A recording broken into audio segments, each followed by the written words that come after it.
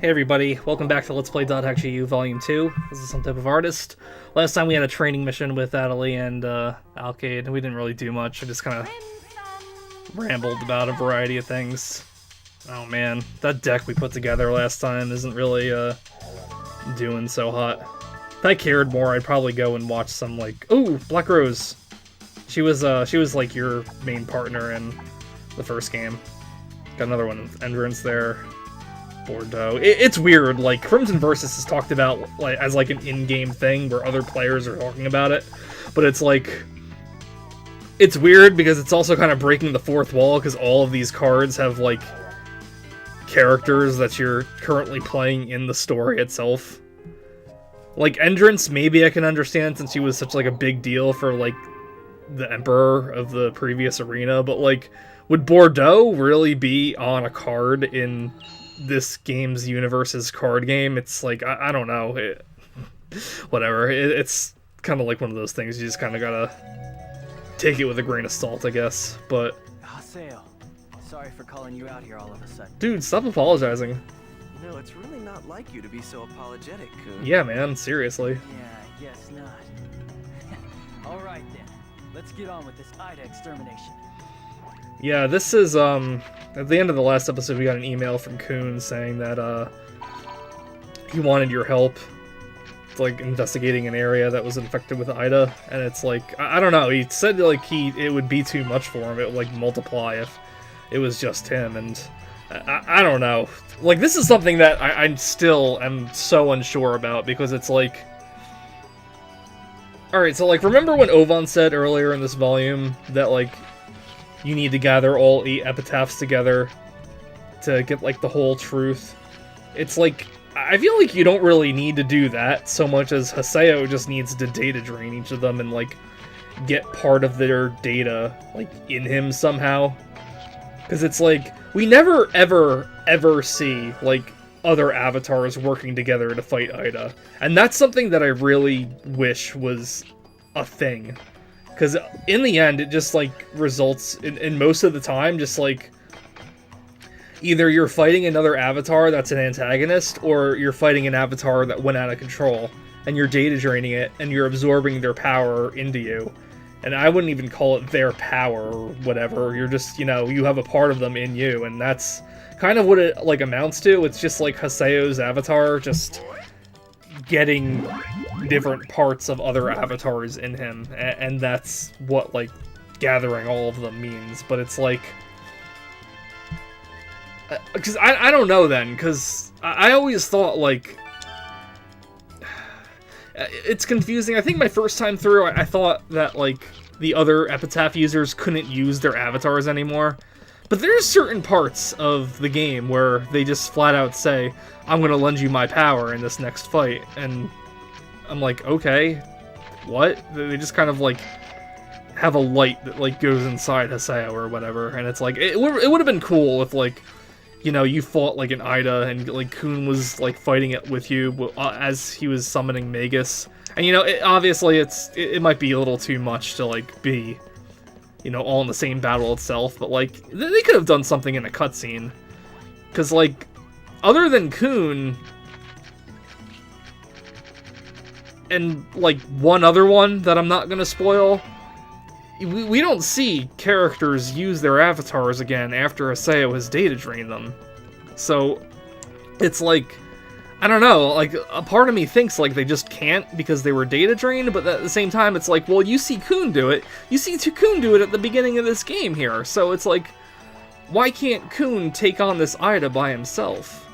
It's like, I'm kind of confused. Is he, like, unsure of his own abilities, or, like, I'm still kind of unsure about, like, how the avatar system, like, fits in with the story, and oh man, level 62 area, and we're level 70, like, I don't know, maybe they were thinking since you haven't used Kun in a while, he'd be at a lower level, but all your characters level up with you, regardless of whether they're in your party or not, so it's like, even if they weren't getting as much experience, you know, this is still, like, pretty low.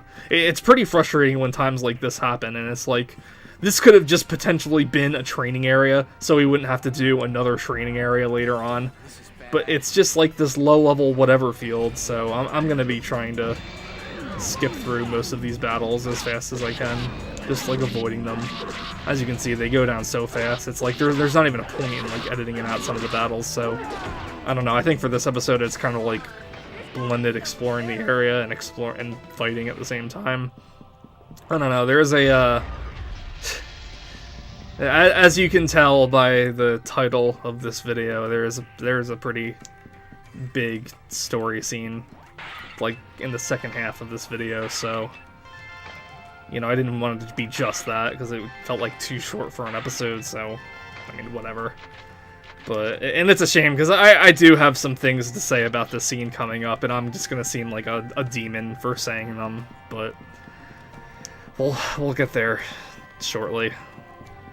But yeah, the Avatar thing, I'm confused. It's weird because it's like you're all part of this, you know, team called GU, and it's like you're all supposed to be doing something, but it kind of feels like Haseo's the only one doing anything. It's like you're told what to do, and I mean, I guess, you know, Pai and Yada are doing their part behind the scenes, and Kun's doing his part, like, well, not so much anymore because he quit GU, but like, I don't know, Adeli's not really doing anything. She's an unofficial member, I guess, because she's realized she's an epitaph user, but she doesn't have her epitaph, so she's kind of just like, whenever they're around in GU, Yada's always like, you should rest.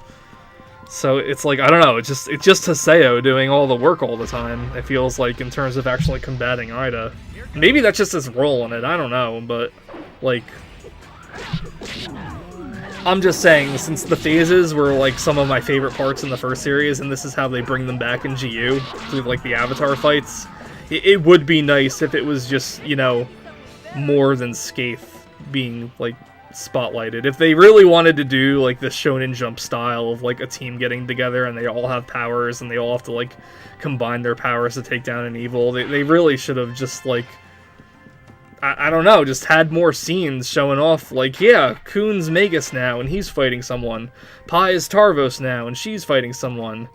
You know, it's just all Haseo, and I guess maybe that just brings it back to my own personal complaint of just not liking Haseo and not liking how much spotlight he gets. And it's weird, too, because Skaith is, like, I think it's safe to say Skaith is my favorite phase from the original series. He was, like, not that the phases designs were anything special at all. Like, sometimes they were just flat out lazy. Like, one of them was like a wall, like literally like a wall that had like crumblies around the border of it. Like, one of them was just like a giant mask. Others were just like, I don't know, Gory was like a weird like twin phase that looked like a pair of stone earrings with like a face coming out of it sometimes. Like, the phases were nothing special in terms of designs, but they were all like, the battles themselves were really fun for me. Skaith was like the most humanoid looking one, and it played the biggest role out of all of them, just because, you know, it's the one that that's chasing after Aura in the first volume. You know, it's got that identifiable red wand that it carries around. It's the one that the players on the board keep mentioning over and over again in Volume 1 about seeing and wondering, is it some kind of event monster or something like that, or some kind of bug monster. It's the one that data drains Orca in the beginning of the game. It's the one that eventually data drains Aura in the beginning of the game and splits her up into 3 different parts. You know, it's... You know, you have, like, an overall objective throughout all 4 volumes for, like, destroying the phases. But with Skaith, like, being the first and spending an entirety of one game, like, trying to track him down, like, it's personal for Kite, because it's the one that, like, put him on this quest to try to save his friend. But, yeah, I cut out most of this area. It was all just, you know, whatever. So here we are at Ida. Be careful, Haseo. Will do. Like, even so, it would have been nice to have more than just Skaith being, like, in the spotlight for GU. It would have been nice if Haseo didn't have to say this over and over and over again. It gets so annoying. And, it's been a while since we have an Avatar battle, but so if you forgot, this isn't what Skaith looked like before. since we have a new form, Skaith also has a new form, and god damn it, what is on his kneecaps? So, Skaith has a new form, and he has a new little set of skills, too. Honestly, it's nothing really that special. Basically, he has an extra slash at the end of his slash combo, where he, like, throws out this disc. So, I mean, whatever. His shots look different, too. They kind of feel different, too, because they're not just, like, circles, they're just kind of, like jacks, I guess? From, like the kid game, where you, like, throw the ball and try to pick up as many jacks as possible. I don't know. But, like, with the size and shape of all the different Epitaph users, I could see it getting pretty complicated, you know, having them around fighting Ida with you. So, I get why they can't join you, like, in battle. Not to mention, all of the Avatar fights were designed for one-on-one stuff. You know, it'd be pretty weird if Magus showed up and was doing all of, like, Magus's attacks against the Ida. Like, I'd imagine that would get in the way of you. But, I don't know. Just, there are cutscenes where avatars are fighting things, or Skaith is fighting things. So I don't think it would have hurt if, you know, they could have incorporated the others somehow. But, yeah, and to, like, top things off here, like... Good. That should take care of the Ida extermination for this area. Like, Khun was afraid they were, like, multiplying stuff. He just fought against, like, the low-level Ida that he saved us from at the beginning of Volume 1, so it's like... I don't know. It was weird that this quest was here in the first place. It's not even a quest, it's just, like, the next mission between things. I kind of get the feeling, since we haven't had an Avatar fight in a while, and we're going to be going into a couple of Avatar fights soon, that they just wanted you to get, like, warm up, but, like, at the same time, like, isn't that what the terminal sphere thing in the Serpent of Lore is for? So you can practice against old ones? It's like, I don't know, just, like, one of those times where I feel like GU's just, like, doing way too many things trying to make the game easy for people. And, like, easing them into it. It's like, God, the game doesn't have to be hard, but, like, God damn it, man. Quit holding my hand so much. Anyway, so, earlier when we checked the guild things, we have a new expansion we can buy for the guild, where we can actually access our storage from platforms in an area. And this is a pretty good feature. Like, I'd recommend trying to go for this, because you can store, like, extra healing items and stuff inside, and you can store shit you don't want that you're carrying around in an item, so all those times where it says, like, you know, you have too much on you and you have to throw something away, you just store it. But, let's see, what's Khun saying? Looks like Khun's just still on the fence about how Raven's doing things. Yeah, I don't know. I know I made fun of Khun a lot in the last volume for his whole, like, like, stalking a 9-year-old in that one episode, but I don't know, when his pervy self isn't, like, coming out, you know, I like Khun's voice, I guess. I miss it. I got a message from a player that said they can tell me what happened to Sirius. I'm gonna check it out right away. You'll come along too, right? Here are the area where we're gonna meet. And it's a Lost Ground too. Alright, let's go check it out. The reason for Sirius's odd behavior is Ida. I've got a bad feeling. Oh. I'll follow Alkaid. So, this is when it happens, huh? I've tried to keep quiet about this, but, you know, since so much focus has been about Alkaid so far, and she's saying things like, I'm really glad I got to meet the two of you and everything, I think it's fairly predictable what happens, but, well, if it's not, this is when it happens.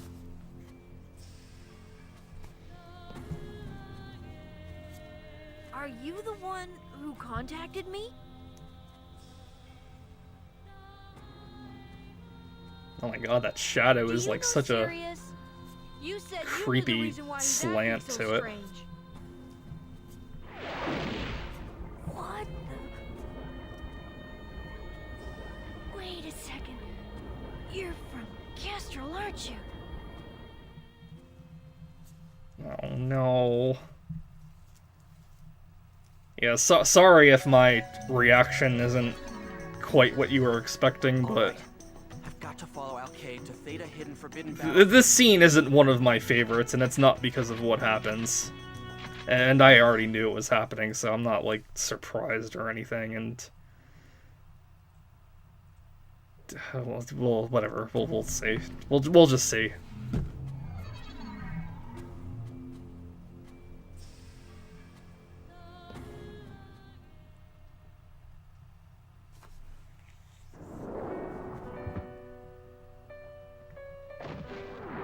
Alkaid!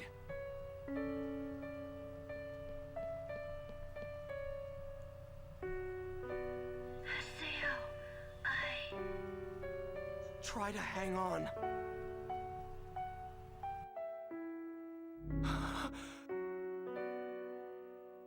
What? What is this? My character is fading. No! My consciousness is fading.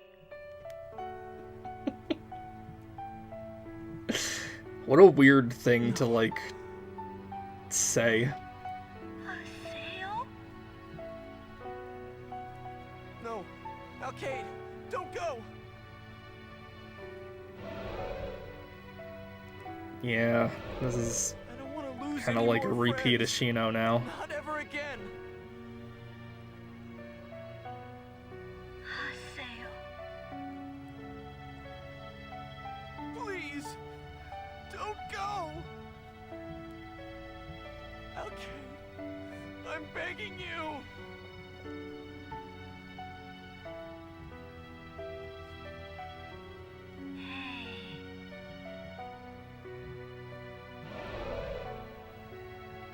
Don't cry. Boys don't cry. It's a little sexist. Don't you cry. Boys don't cry, do they? I cry all the time. I'll have you know. Stand tall and proud. Haseo.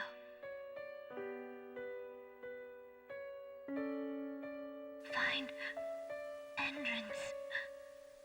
He'll take over for me.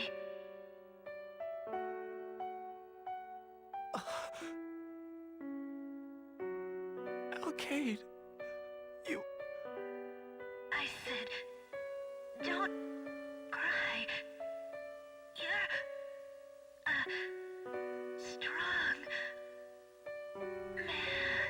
man. Man.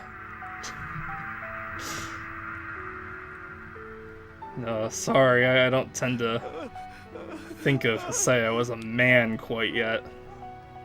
Alkaid!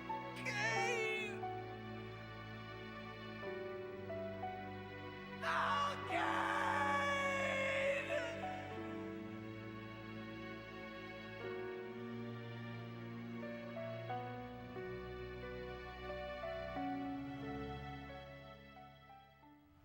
Goodbye for now, my waifu.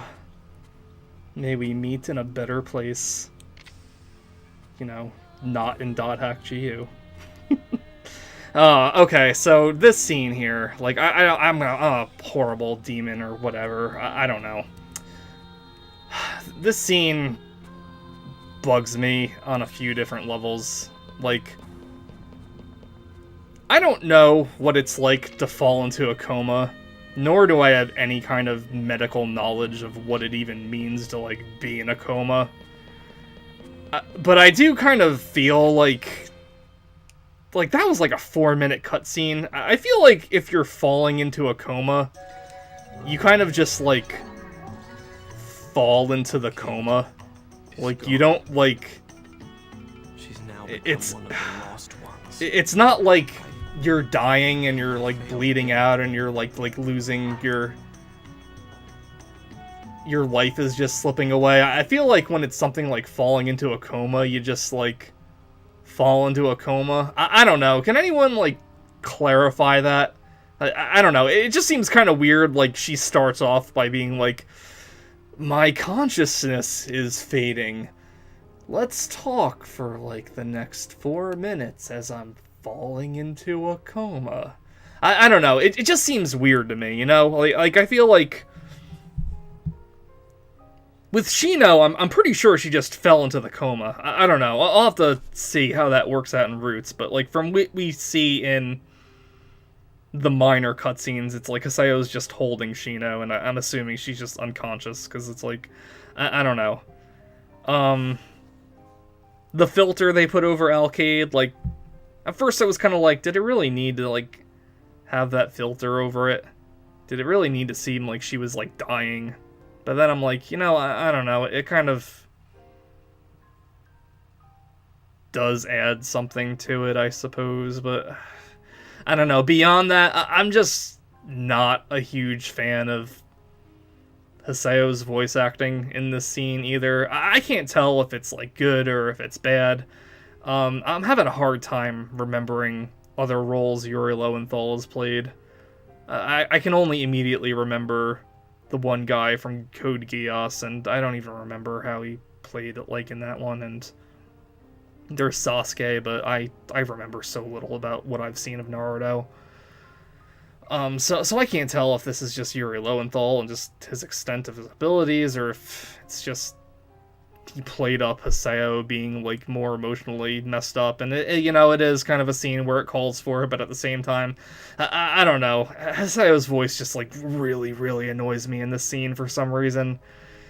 I like the music that played, because it's, like, a piano version of, I think, this game's main theme that plays during the credits, but at the same time, I kind of feel like the scene could have been, like,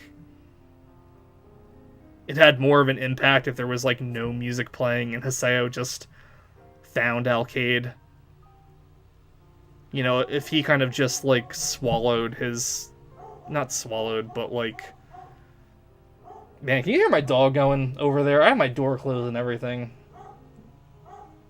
I swear, it's such an empty neighborhood, but someone has to, like, hang outside my house, like, every single day. It's so obnoxious. Anyway, what am I trying to say? Yeah, the music. I think it would have been better if there was just, like, no music and she just found her. Like, maybe, like, showed him, like, crying over her body or something like that. But, like him just, like, screaming out, "Oh, okay!" Just was like, alright, I can't, like... That's a little too much for me. I don't know. Like, I remember kind of, like, snickering and laughing when I just played this for the Let's Play, but... I don't know. It's disappointing. Because one of my favorite characters essentially just died. Not really, but, you know, more or less for the purposes of this scene. And it was not a scene I could really take very seriously, unfortunately. But whatever. I don't know. That's just me, I guess. I'm heartless. Whatever. Dog barking did not help the seriousness of it. Hopefully it wasn't picked up too much by the microphone. But anyway, next time we'll mourn Alkaid, so... Oh my god, now right outside my window, too. What a mess! See you later.